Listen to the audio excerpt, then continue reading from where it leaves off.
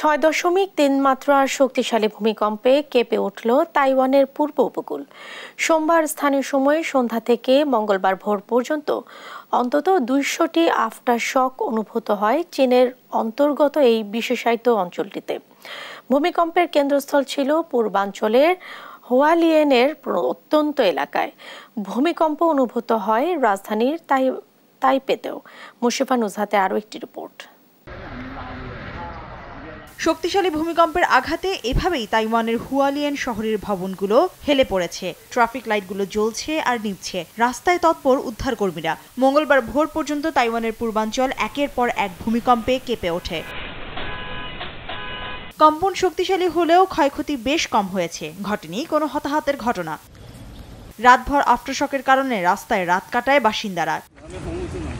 6.3 মাত্রার ভূমিকম্পের পর কমপক্ষে 200টি আফটারশক অনুভূত হয়েছে। তবে বাসিন্দারা নিরাপদে আছেন বলে জানিয়েছে কর্তৃপক্ষ। বন্ধ রাখা হয়েছে স্কুল এবং অফিস। সারা রাত ধরে একটু পরপরই কম্পন অনুভব করেছি, তবে রাত 2টার পর আফটারশকটি ছিল বেশ জোরে। আমার বাসা 6 তলা। এমন অবস্থা বড় কোনো ভূমিকম্পনের জানান দিচ্ছে কিনা তা নিয়ে আমি শঙ্কিত।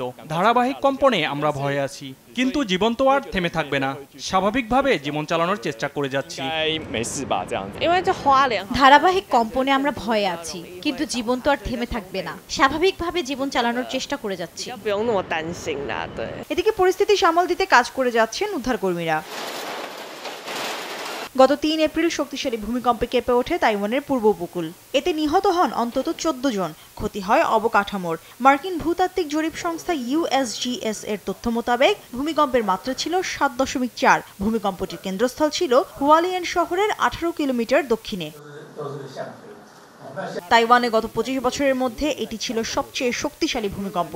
এর আগে 1999 সালের সেপ্টেম্বরে 7.6 মাত্রার ভূমিকম্প তাইওয়ানে আঘাত হানে, আর তাতে 2000-এর বেশি মানুষের মৃত্যু হয়। ইউরেশিয়ান প্লেট এবং ফিলিপাইন সি প্লেটের কিনারায় তাইওয়ানের অবস্থান হওয়ায় এই অঞ্চলটি ভূমিকম্প প্রবণ।